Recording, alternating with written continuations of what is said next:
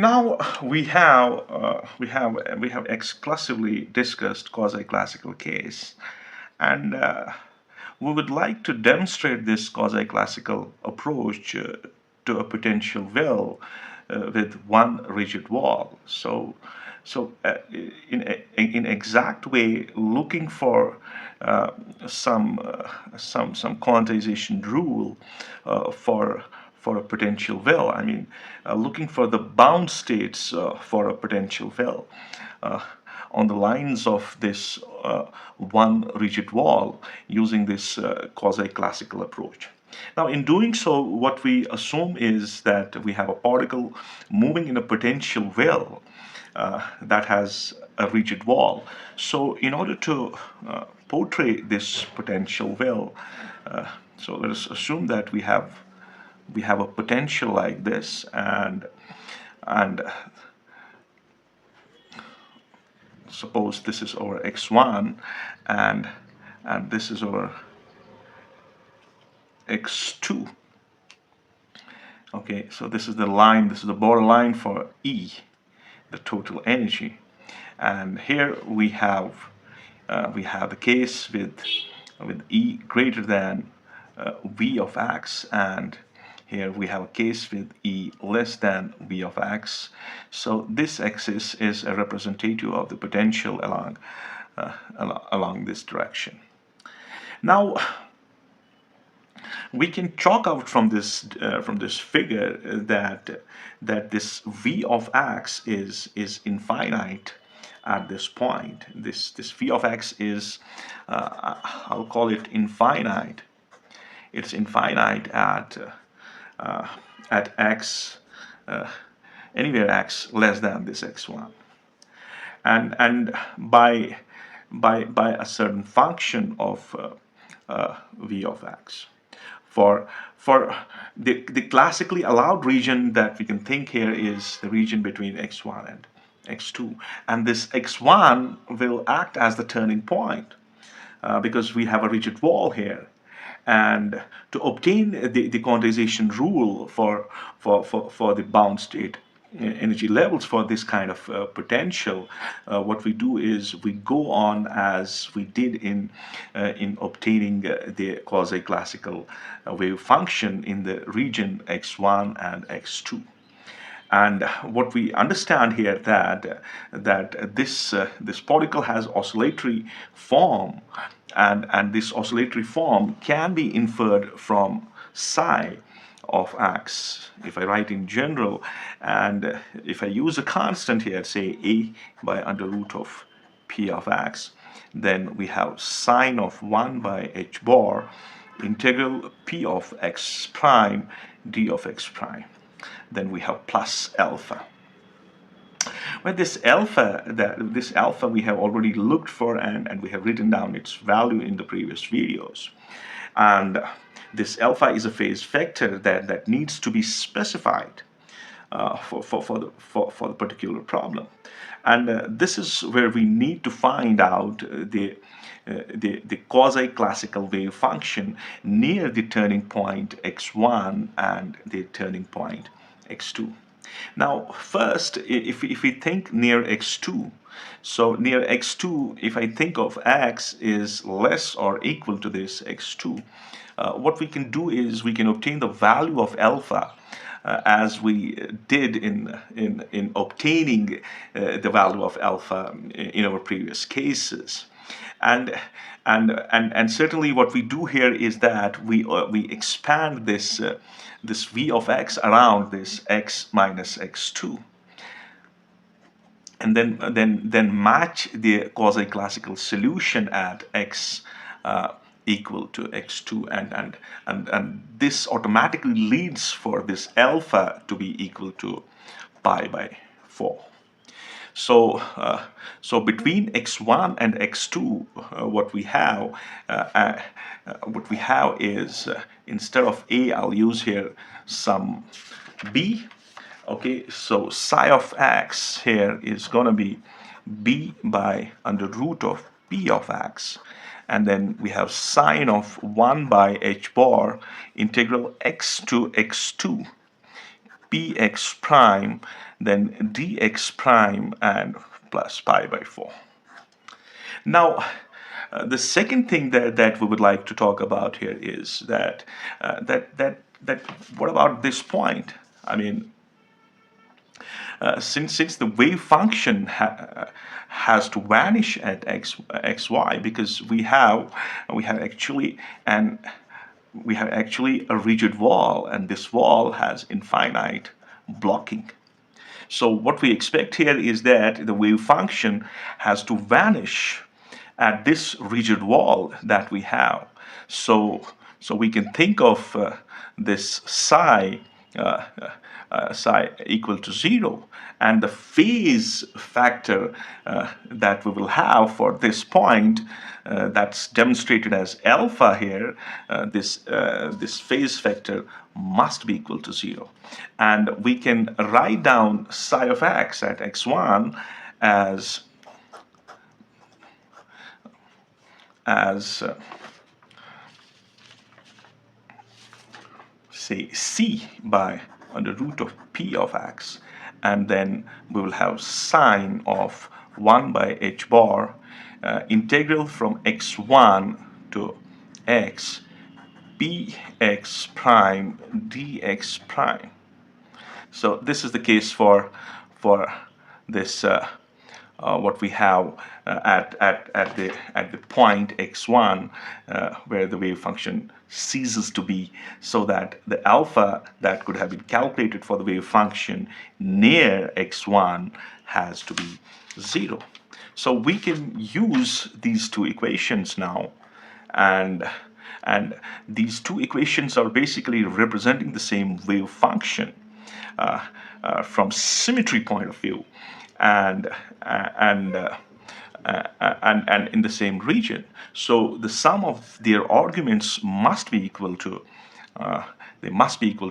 what we did in the previous case, as the sum of this and this should be equal to n plus 1 times pi, and there must be another condition. And what is that condition? This a, here I have c now, so this c must be equal to minus 1 whole raised power n times b. Okay, so we have the argument that the angle this plus this angle, what we demonstrated in the previous case as theta 1 plus theta 2, should be n plus 1 times pi. And we can do the same, and we can write here, so we will have 1 by h bar integral x1 to x, then p of x prime d of x prime, and then plus 1 by h bar integral x to x2 p of x prime and d of x prime, plus pi by 4, because in this case we have plus pi by 4 is equal to n plus 1 times pi. So we can move down this pi by 4 on the other side, and then we can write down the sum of these two integrals as, and h bar will be taken on the other side. So what we can write here is integral x1 to x2, then you will have p of x prime d of x prime, then we will have plus, I should not write plus here, this thing will be equal to n plus 1 times pi minus pi by 4, and this whole thing should be multiplied by h bar. All right, so this is integral x1 to x2 p of x and d of x equals, so this will give me, this is n plus 1 times pi, this is n pi plus pi minus pi by 4 times h bar, so this is n pi plus 3 by 4 pi, and then you have h bar, so this is n plus 3 by 4 pi h bar. So this is the quantization rule, which gives us the bound state energy levels for the potential well with the having one rigid wall situation like this. Okay, and this n will have the values equal to 0, 1, 2, and 3. And what should be remarked here in our mind in this case is, so I can write down this as integral x1 to x2 p of x. D of x is n plus 3 by 4 h bar pi. All right, and what is important here is that we have 0 for the turning point at x1. At the rigid wall. So at the rigid wall, we have 0 for alpha, and alpha is pi by 4 at x2. So these two things have to be borne in mind in evaluating the problem of bound states for a potential well with one rigid wall. Now,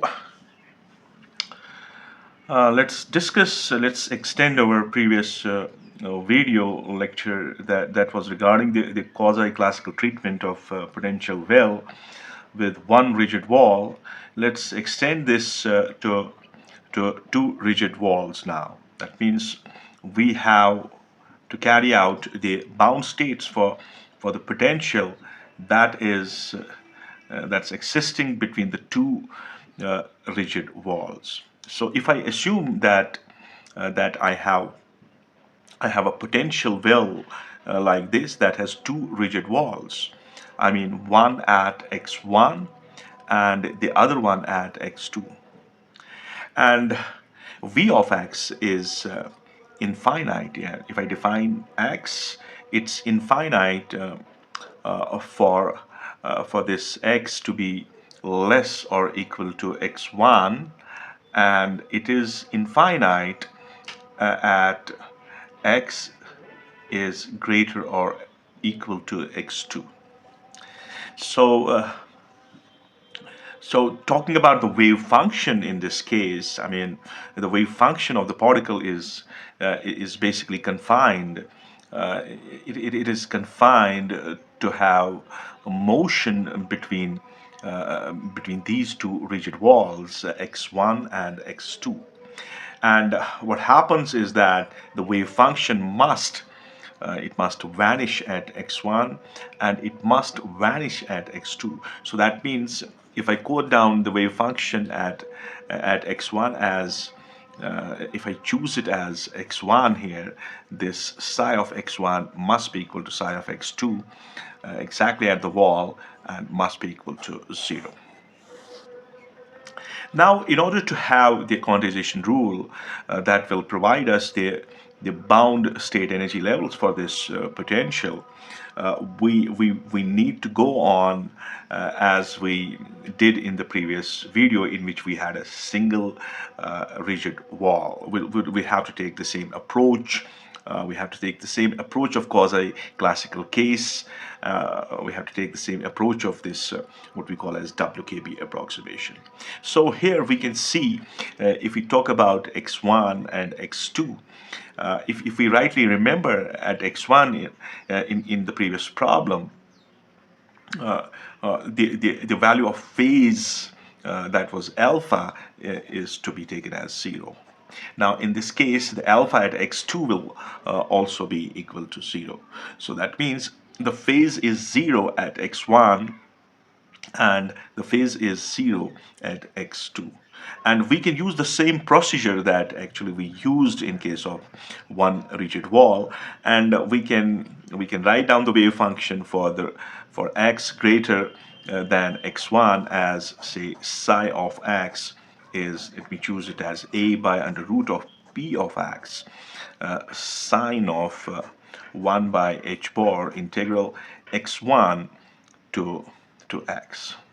So what we have a varying potential, okay, and we have the energy. So this is our v of x. So here I'll have px prime dx prime. So alpha has been taken equal to 0. And same is the case in vicinity of x2. So this is our wave function in vicinity of x1. We will have the wave function in vicinity of x2. And we can write down that wave function as psi of x is, okay, let me choose b by under root of p of x. Then we'll have sine of 1 by h bar integral x to x2. Then px prime dx prime, and alpha in this case is again 0. So here we have two wave functions. One wave function is in vicinity of x1, and the other wave function is in vicinity of. So this is our wave function in vicinity of x1. So here we have x is greater than that of x1, and and in the next case, this x should be less than that of x2. So what we have is we have the wave functions for these two cases that we have been talking about. Now, what is important to be considered here is that that the wave function it satisfies the correct boundary condition at x1 and x2.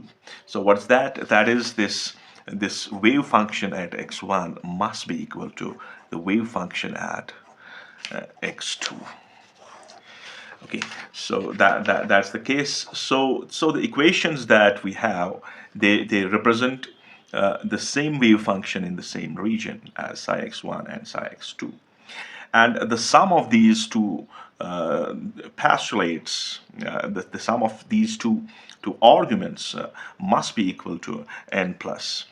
So it must be like psi of x1 plus psi of x2 must be equal to n plus 1 times pi.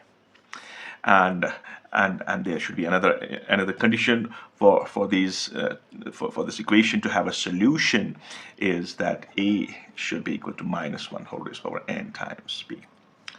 Now we can look for this is actually the argument of psi 1 and argument of psi 2. That was exactly theta 1 plus theta 2. So this is wrong to be written as whole because we have already discussed this kind of thing.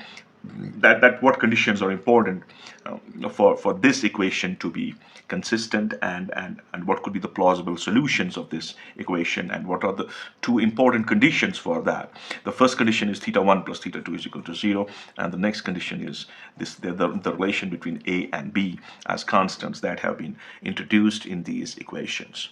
So what we will have here, we will have 1 by h bar integral x1 to x px prime dx prime plus 1 by h bar integral px prime dx prime is going to be equal to n plus 1 times pi. So under similar considerations, we'll boil down this equation and we'll choose our limits. So what we will obtain is x1 to x2, then px prime dx prime is n plus 1 times pi h bar, where n goes from 0, 1, 2, and so on and so forth. And we can write down this quantization rule as in a closed we can write down this quantization rule as x1 to x2 p of x d of x is equal to n pi h bar. But here we start with n is equal to 1, 2, 3, and so on and so forth. So this is how we have evaluated the quantization conditions, the bound energy states of these systems,